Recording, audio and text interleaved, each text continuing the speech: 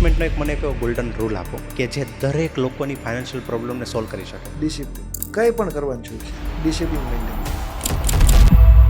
Investment માટેનો safest option કયો છે? સૌથી સેફ હોય ને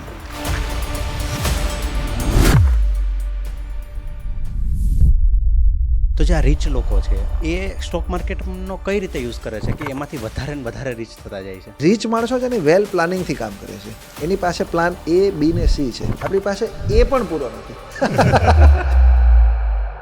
10 વ્યક્તિમાં 8 વ્યક્તિ તો તમને એવી મળશે એ કહેશે એકવાર અજમાવી લઈ કિસ્મત. સ્ટોક માર્કેટમાં સૌથી મોટી ડેમેજ કરતી આઈટમ એક જ છે તમારે. મંથલી જે ઇન્કમ આવે છે એમાંથી કેટલા % ઇન્વેસ્ટ કરવું જોઈએ? પૈસા તમે કેટલા વગર કામના ખર્ચો છો ને એના ઉપર ઇન્વેસ્ટમેન્ટ, ઇન્કમ પર નથી. તમે એવું વિચારો કે તમે મંથમાં વધારાના ખર્ચા કેટલા કરો છો. પૈસા કમાવા મહત્વના નથી, પૈસા વાપરવા મહત્વના. તમે પૈસા વાપરો છો કે ઇન્વેસ્ટમેન્ટ કરો છો ને એના ઉપર તમારી વેલ્થ બને છે.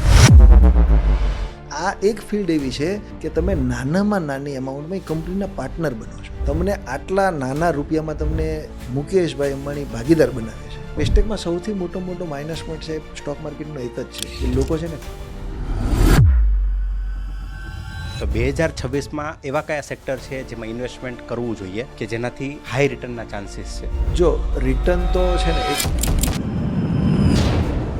How to choose right company. Stock માર્કેટનું બધું આપણે પ્લાન કરતા હોય ત્યારે એમાં ઘણા બધા ઓપ્શન હોય છે, રાઈટ? લાઈક ઇક્વિટી છે, ઇન્ટ્રાડે છે, પછી ટ્રેડિંગ લોકો કરતા હોય છે. એમાં શરૂઆતમાં એમણે કઈ વસ્તુ અવોઇડ કરવી જોઈએ? ઇન્ટ્રાડે. કોઈ શેર એવી આશા નહીં રાખો કે તમે લ્યો ને પછી 52 વીકનો હાઈ બનાવશે. આ એક ગંગાના પ્રવાહ જેવું છે. તમે એને પહેલો ને છેલ્લો છેડો ગોતવાનો ટ્રાય નહીં કરો. તમારે જોઈએ છે એટલું ગંગાજળ લઈને ઘરે આવીને તમારું તો કામ બતાવી દો.